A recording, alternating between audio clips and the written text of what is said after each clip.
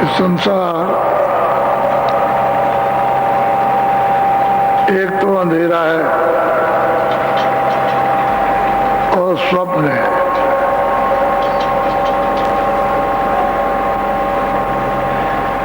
इसको कोई इनकार नहीं कर सकता। दिन में देखो जगत की तमाम चीजें सब हमारी है, तुम्हारी है। रात को सो, न तुम्हारी ना हमारी, एक स्वप्न है। जब रात्रि को सो गए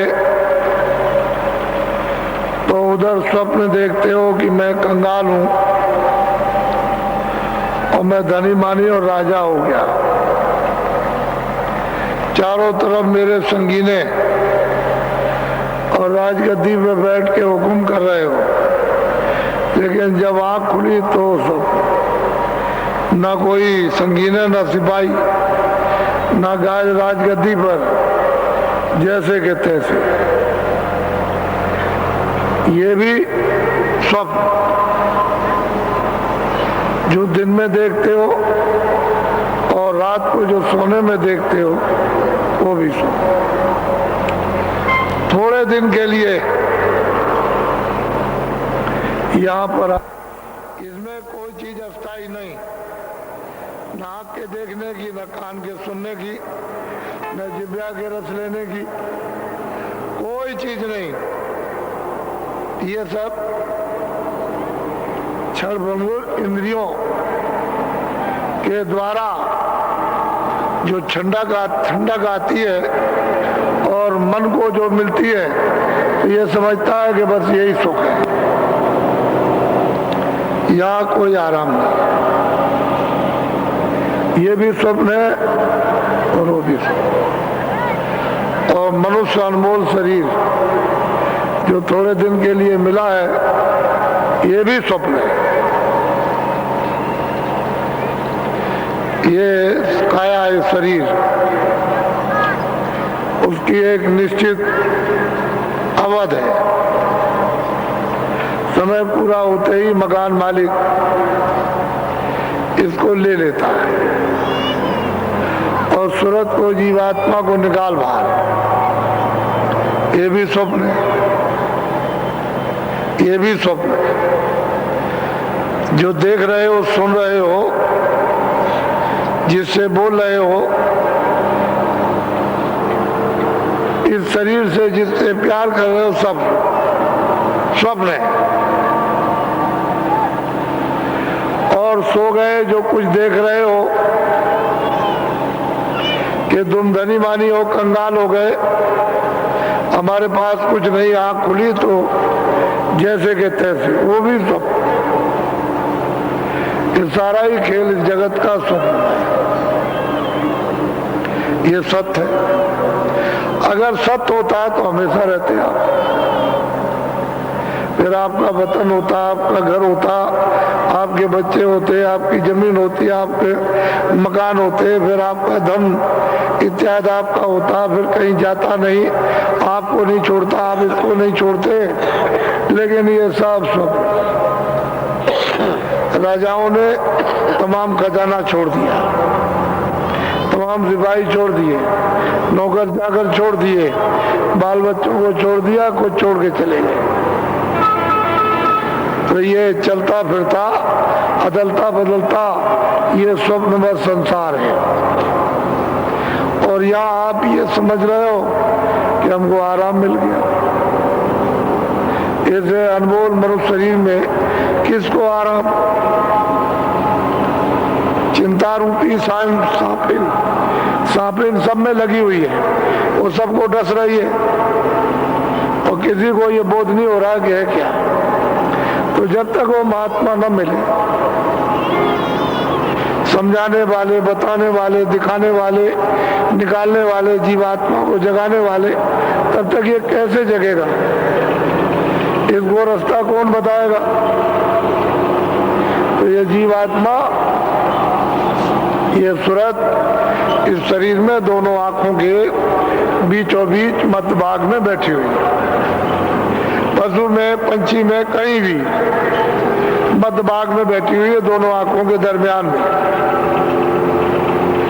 वो पशु हो, पंछी हो, कोई हो, छोटा से छोटा कीड़ा, बस बीचों बीच में बैठी हुई है। और दो आंख सब में है, दो नाक सब में है, दो कान सब में, और मलमूत्र का दरवाजा सब में। उसमें कोई किसी तरह का फर्क नहीं। जहां भी सूरत बंद की जाएगी वहां ये दो सुराख है, कान के, दो आंख के, दो नाक के और मलमूत्र। लेकिन वो अंदर बैठी हुई है। अब वो इस जाल में फंस गई और ऐसे दरवाजे पर बैठी हुई है कि ऊपर में स्वर्ग है और नीचे मृतलोक और नरकलोक, बीचों बीच में बैठी है। महात्मा मिल जाए, जानकार और अनुभवी देखने वाले, तब तो आप ऊपर चले जाओ, और महात्मा ने मिले तो नीचे गए। वो राजा हो, धनीमानी हो, गरीब हो, ब्राह्मण हो, क्षत्रिय हो, कोई किसी जात का हो, नीचे गया वो बच नहीं सकता। और महात्मा फकीर मिले तो ऊपर चले जाओ। तो दरवाजे पर बैठे हुए हो। अब इसीलिए किताबों में महात्मा फकीरों ने बताया कि मुर्शिद से मिलना, गुरु से मिलना, जानकार से, अनुभवी से, जिसने रियाज किया हो, जिसने साधना की हो, और जिसकी आंख खुल गई, कान खुल गए, जो आता जाता हो, जो देखता हो, कहते हैं इसकी खोज और तलाश करो। सब जगह सबने बताया, मुसलमानों में भी है, हिंदुओं में भी है, सिखों में भी है, ईसाइयों में भी है। लेकिन हम लोग इस बात को समझते हैं, जानते ही नहीं। ऐसा चक्कर चला, ये भवचक्र, अज्ञान चक्र है, ऐसा प्रलोभन चक्र, लालच चक्र, मोह का, ममता का ऐसा चक्र चला कि सबको पीस डाला, रगड़ दिया, बिल्कुल ऐसे रगड़ दिया, किसी तरह के नहीं रह गए, बस गए। अब एक असहाय बस रह गया है जिसकी कोई मदद नहीं। अब ये दशा हो गई। अरे पहले तो तुम ऐसे थे, अब इस चक्कर में फंस करके तुमने अपने सब अंगों को, मन को, बुद्धि को, चित्त को, आंख को, कान को, दिल दिमाग को, सबको आपने गंदा कर दिया, तो बिल्कुल रगड़ गए। अब कुछ रह नहीं गया, किसी तरह से समय बिता रहे हो बस। कोई जीवन का कोई भी क्षणिक सुख भी नहीं, अस्थायी सुख तो मिलेगा नहीं, ये भी आपको क्षणिक भी शांति नहीं। तो ऐसे दिन हमारे सामने हमारे कर्मानुसार आ गिरे कि हमारा अब कोई साथी नहीं बनता। अब महात्माओं की जरूरत थी, आपको हमेशा जगाया, बताया तमाम धर्म पुस्तकों ने, लेकिन उसकी एक बात नहीं मानी। अगर महात्माओं से मिलते जुलते रहते, सुनते समझते, कुछ करते रहते, तो आज ही हालत था, ये दशा हो गई। तो दरवाजे पर बैठकर वापस जा रहे हो, 4 खानों में, 84 लच्छियों में, नरकों में, तो फिर इसके बाद फिर मौका कहाँ, समय नहीं मिले। तो जो सत्य है वो तो सत्य है, वो सबके लिए बराबर है। इसलिए भजो गुरु का नाम। तुम मालिक को पाना चाहते हो, दर्शन करना चाहते हो, अपने घर में जाना चाहते हो, और सर्व सुख और सर्व शांति और छुटकारा पाना चाहते हो, तो कहते हैं गुरु। जगा हुआ जो नाम दे दे उसको कहते हैं भजो, यानी पकड़ो और चलो और भगो, उसे वो कहते हैं भजो, यानी भजो, नाम लो, नाम को सुनो, चढ़ चलो। उसके एक ही शब्द में सब काम पूरे होते हैं, भजो। कहते हैं गुरु का दिया हुआ नाम। अब वो जगा हुआ गुरु चाहिए, तो हम लोगों को ये मालूम है नहीं, क्या पता चलेगा। कोई रामायण में लड़ गया तो कोई गीता में लड़ गया, तो कोई कुरान में लड़ गया तो कोई पुराण में लड़ गया, कोई गंगा में तो कोई कावा में लड़ गया, कोई पूरब में, कोई पश्चिम में, कोई सूरज में, कोई चांद में, कोई जमीन में, कोई इसमें इसी में रगड़ गए। ये भी नहीं समझ पाया कि भाई मतलब एक ये है क्या ये। तो जब स्वप्नवत संसार है तो ये जो आंखों से देखते हो सभी स्वप्नवत है। ये सूरज और चांद जो भी दिखाई दे रहे हैं इनकी भी एक निश्चित अवध है और आपकी भी निश्चित अवध, इनकी थोड़ा ज्यादा आपकी कम है, इतनी बात है। अपनी अपनी समय, अपना अवध, अपनी उम्र पूरा करने के बाद पता ही नहीं चलेगा कि थे कि नहीं थे। महात्माओं की जरूरत पहले भी रही, अब भी है, आगे भी होगी, बिना उनके काम नहीं होगा। इसलिए ये संदेश है मानो आत्माओं के लिए, जीवों के लिए, सुरतों के लिए। इसको भली प्रकार अच्छी तरह से सुनना, समझना और कर लेना, यही जीवन का जो बचा हुआ शेष समय है वो आपके उपयोग में और काम में आ जाएगा और आप उसका फल प्राप्त कर लोगे। नहीं तो ये भी समय आपका भी निकला जा रहा, अभी जा रहा, देखते ही देखते ये भी निकल जाएगा। जैसा आज तन है वो अब कल नहीं, और कल के बाद महीने और साल में फिर वो नहीं है। और देखो उसका एकदम, और देखते ही देखते लापता हो जाएगा। इसलिए इस मनुष्य अनमोल तन में अपनी जीवात्मा को जगाना और वापस अपने देश में, अपने घर में, अपने खजाने में, अपने मालिक के पास इसको पहुंचाना, उसका भी रास्ता सीधा है, कोई टेढ़ा मेढ़ा रास्ता नहीं है। बस जानकार मिलना चाहिए जिन्होंने रास्ता देखा और सूरत को रास्ता पर खड़ा कर दे, चला दे और नाम को पकड़ा दे, वो मिलना चाहिए। वो नहीं मिलेगा तो काम नहीं होगा। तो यह है परदेश है। इसलिए कल 27 तारीख है और 27 से और 3 तक ये 7 दिन का ये कार्यक्रम जो आपका होने जा रहा है वो कल से शुरू हो जाएगा। कल से प्रारंभ हो जाएगा। वैसे तो शाम से होता है लेकिन सुबह से ही शुरू हो जाएगा। तो घंटी आपकी जब बजेगी 7:15 पर तो आप लोग तैयार हो जाइए, चल दीजिए और 8 बजे के पहले यहाँ पहुंच जाइए मैदान में।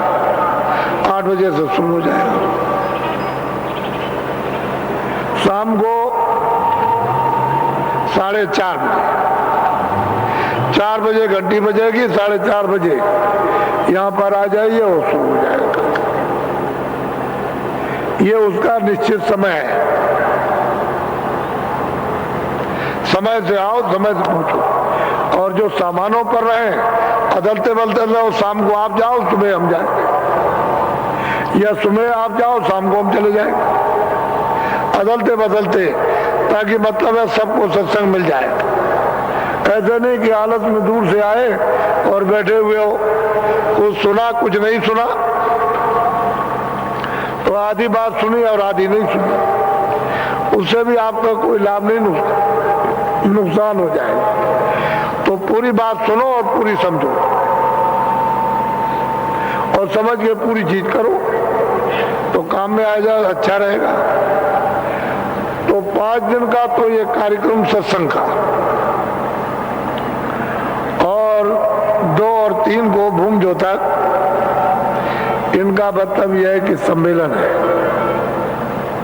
2 दिन का। लेकिन ये तो अभी मतलब आ ही जाएंगे, क्योंकि भीड़ तो आपको कल शाम को मालूम होगी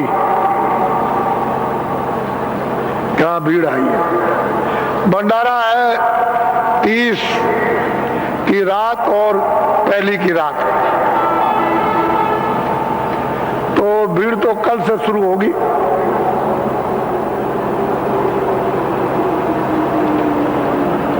वो तो देखने को आपको मिलेगा।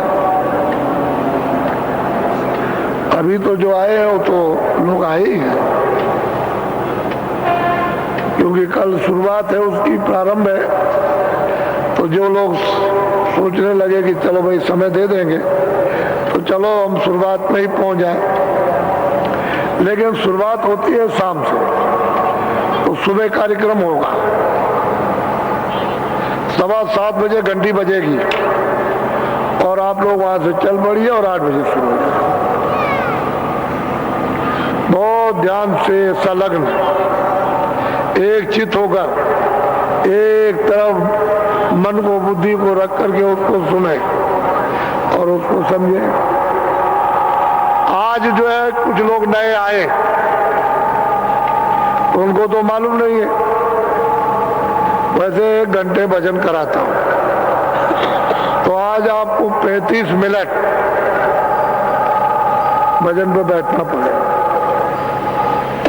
जो नामदानी है वो 35 मिनट भजन पर बैठेंगे। जिनको नामदान नहीं मिला है उनको कल शाम को मिल जाएगा,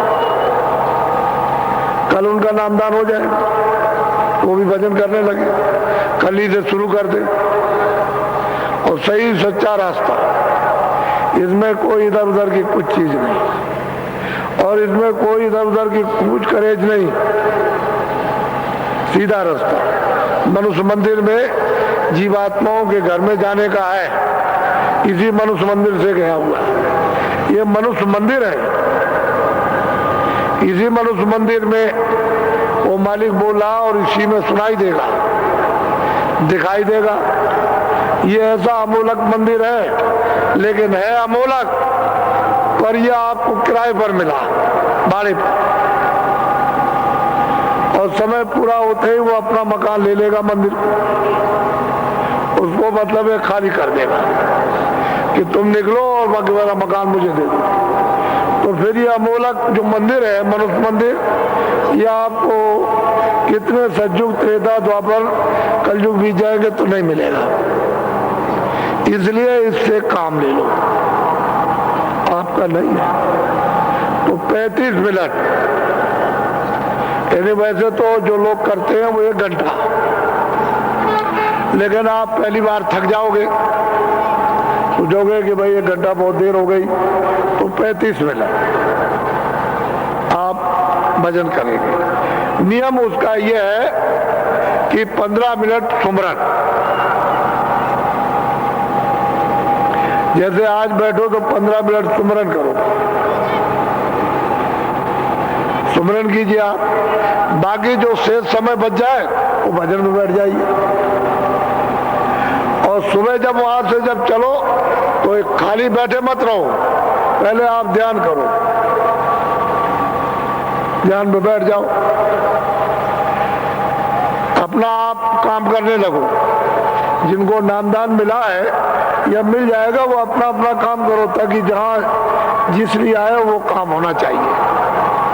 तो दूर से चल करके आए हो, बाकी और जितने लोग आए हैं कि भाई हम बीमार है, ये बीमार है, वो बीमार है, लड़का है, लड़की है, ये है, वो है, ये तो आपको वैसे भी लाभ होगा, सबको लाभ होता है। वैसे इसके झगड़े मत पड़ो, अपनी अपनी बात कह डालो। ये तो सब कर्मों का मुजरा है, उसमें थोड़ी सी मदद आपको मिल जाएगी, लेकिन हिसाब करता तो अपना लेगा, उसका तो लेन देन कर्मों का है, वो तो मैं ब्याज के आपसे छोड़ेगा नहीं। लेकिन इसमें महापुरुषों की कृपा हो जाए तो थोड़ी सी रियायत, इतनी सहूलियत, कुछ दया हो जाएगी तो तकलीफ कम महसूस होगी, कम मतलब मालूम होगी, वो तो होता ही रहेगा। उसमें क्यों फंसते हो, अपनी बात कह डालो, हमको ये तकलीफ, हमको ये तकलीफ है, और फिर जब ये कह दिया जाए कि दवा ले लो, तो उसी दवा के साथ दुआ, और तुम दवा नहीं लोगे तो फिर महात्माओं की दुआ नहीं मिलती है। वो तो आपने दवा बहुत की, तो हम भी जानते हैं, तुमने तमाम दवा की, तमाम धन दौलत खर्च किया, लेकिन वो बात तो अलग हो गई। अब फिर से दवा करो, और दुआ अलग चीज है, दवा अलग। तो दवा के साथ दुआ काम करे, लेकिन आप बस अभी रट लगाए रहोगे बत्ती है, फिर नहीं, फिर उसकी जिम्मेदारी आप। तो तरीके से कोई काम हो जाता है, उसमें आराम मिल जाता है, और बेतरीके से रहोगे तो बस। तो अभी मैं आपको बैठाऊंगा, क्योंकि आज तो 26 तारीख है, 27 तो है नहीं, तो थोड़ा सा आप बैठ जाएंगे, ऐसे बैठ जाओ, ऐसे पंथी। इसीलिए कहता हूं कि थोड़ा जगह लेके बैठो। जब आप ऐसे बैठोगे तो आपका बदन कोई छुए नहीं, ताकि कोई धक्का मार दे तो ध्यान टूट जाए या हमारा सुमरत खंडित हो जाए। तो आप सुमरन करेंगे पहले, और तुरंत जब सुमरन हो जाए फौरन ध्यान पे बैठ, भजन पे बैठ जाइए, और कपड़ा डाले रहो, बस आसन बदल दीजिए, ऐसे बैठ जाइए। बाद आसन बदल जाएगा। अभी ऐसे बैठे हो, जब भजन पे बैठोगे आसन बदल, और फिर ध्यान दे करके उस आवाज को, उस नाम को, उस शब्द को सुनो बहुत गौर के साथ। उसमें ये रखो कि मन बुद्धि चित्त कहीं जा तो नहीं रहा उतनी देर, उतना समय के लिए। अगर मालूम हो जाए कि वहां चला गया, तो धीरे से ले आओ कि देखो भाई ये मतलब है तुमको काम करना है असली, तो थोड़ा सा यहाँ रुके रहो, पहले ये काम कर लो, फिर उसके बाद चलेंगे, वो भी कर लेंगे। तो धीरे धीरे मन को, यानी मतलब यह है कि चित्त को मनाओगे तो धीरे से मान जाएगा मन, क्या ठीक है करते। तो करत करत अभ्यास के जड़ मत हो सुजान, वही जो जड़ है, जो अज्ञानी है, वो करते करते करते जानकार, सुजान, ज्ञानी, आत्मदर्शी और ईश्वरदर्शी हो जाते, वही प्राप्त कर लेते। लेकिन थोड़ा सा मन की घेराकारी, इधर उधर चित्त न जाए, बुद्धि से थोड़ा सा काम करो, तो मन महाबुद्धि चित्त और रोके रहे, और कान और आंखों का साथ देते रहे। तो यही आप, ये सबसे बड़ी मेहनत। शारीरिक कोई कष्ट नहीं, शरीर के लिए कुछ कष्ट नहीं होगा किसी तरह, बस खाली मन बुद्धि चित्त की घेराघारी है, उसको वही जीवात्मा के कान के साथ रोक करके रखना। तो ऐसे बैठ जाओ, कपड़ा डालो सिर पर कपड़ा डालो, और पहले सुमरन करो। बैठ जाओ, पहले आंख बंद करो, सुमरन पहले कर लो ताकि सुमरन पक जाए। आप लोग कुछ देर जाग कर कुछ थोड़ा सा वहां कीजिएगा, और फिर धीरे से उठ जाइएगा। तो धीरे धीरे जो आने वाले हैं वो धीरे धीरे यहाँ आ जाएंगे, प्रार्थना में शामिल हो जाएंगे। अभी कल के दिन थोड़ा सुबह जो सेवा थोड़ी सी श्रमदान की रह गई है, उसको भी थोड़ा सा बता देना। जैसे पानी है, बिजली है, ये कुछ ऐसी चीजें रह गई तो उनको समझा देंगे, ताकि वो दिन में जल्दी से उस कमी को पूरा कर ले।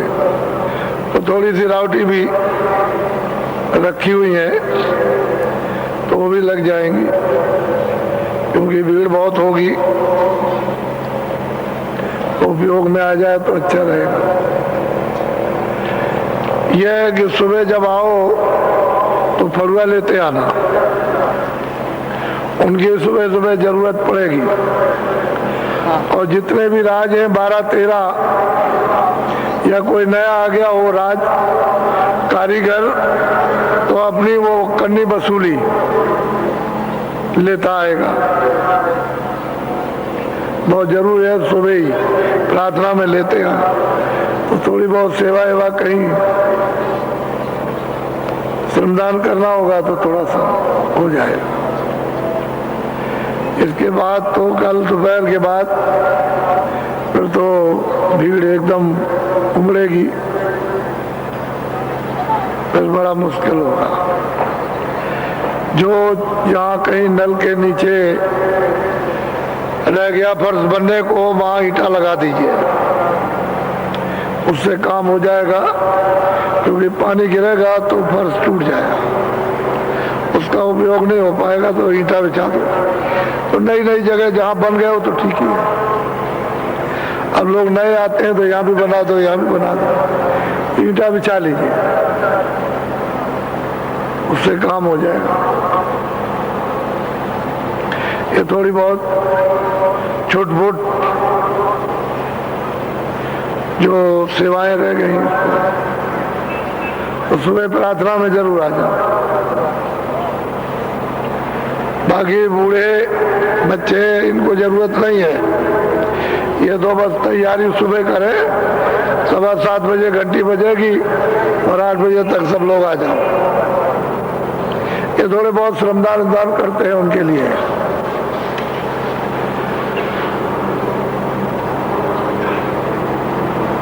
बोलो जय गुरुदेव,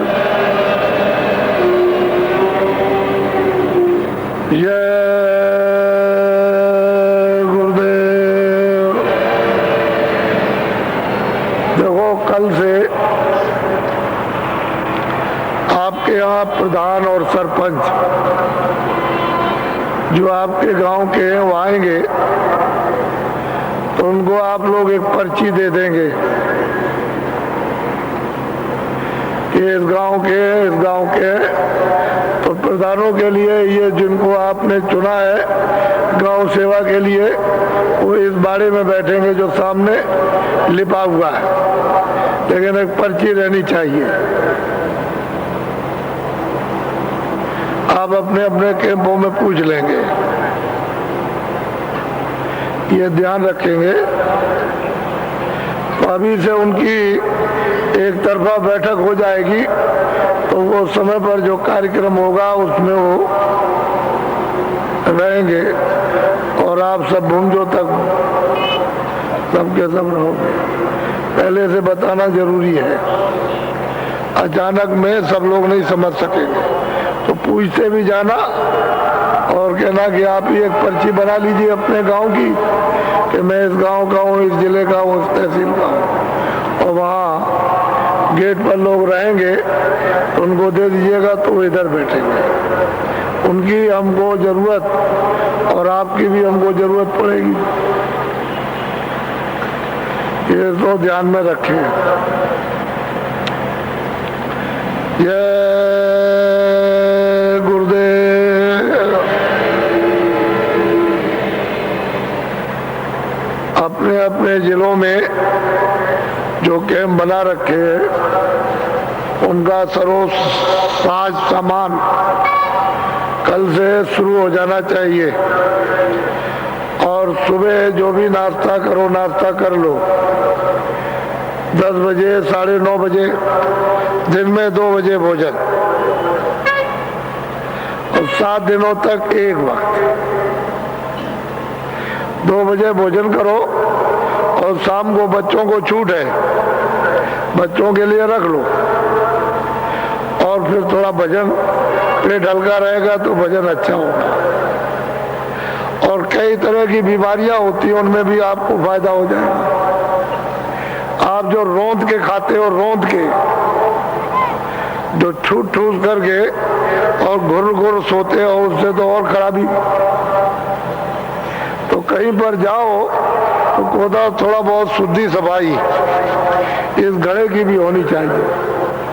तो बहुत है, इतना जरूरत के लिए काफी नाश्ता किया और दिन में भोजन अच्छी तरह कर लिया। शाम को चाय पी सकते हो, दूध पी सकते हो। जितने भी लोग नामदानी बच्चों को छोड़ करके आगे एक टाइम भोजन, नाश्ता और भोजन, सुबह जो भी नाश्ता करो कर लो, और दिन में भोजन वो 1:30-2 बजे, वो बहुत है, तब तक शाम हो गई। तो सत्संग रहेगा तो दूध पी लिया, नहीं तो चाय पी ली, और भजन। इसलिए दूर से आ रहे हो, इतने दूर से आ रहे हो तो उसका धन है, समय है, शरीर है, जो घर बार छोड़ा है उसका उपयोग होना चाहिए। और वो शरीर के लिए भी भला है और आत्म कल्याण, दोनों बातें। इधर शरीर भी ठीक होगा और सूरत भी जगेगी। फिर लौट करके ठूसा ढांसी मत करो। ये तो मैं जानता हूं कि यहाँ भूख लगेगी आपको, ये तो, लेकिन यह है कि थोड़ा भजन भी थोड़ा कर लो। इतनी दूर आए हो तो ये आपको करना है। इसके बगैर कोई काम घर का, परिवार का, अपना, अपने बच्चों का या समाज का, देश का नहीं होगा। ये आप गांठ में बांध लीजिए, ऐसे नहीं। और तुम भी भजन करोगे, हम भी करते, तो ये थोड़ी कि हम नहीं करते, ऐसा नहीं। महात्मा आखिर दम था भजन करते हैं जब तब तक शरीर में, तो दूसरे का बोझा उठा के नहीं फेंकेंगे तो करेंगे क्या? फिर वो तो लद जाएंगे। तो दूसरे का बोझा उठाएंगे, उसको साफ करेंगे, तभी काम बनता है। बोझा लादा नहीं जाता, बोझा लेकर के उतार दिया जाता, धो दिया जाता।